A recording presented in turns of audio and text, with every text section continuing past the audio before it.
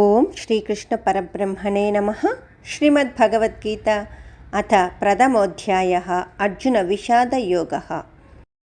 సంజయ ఉవాచ ఓం దృష్ట్వా తు పాండవానీకం వ్యూఢం దుర్యోధనస్తదా ఆచార్యముపసంగమ్య రాజా వచనమబ్రవీత్.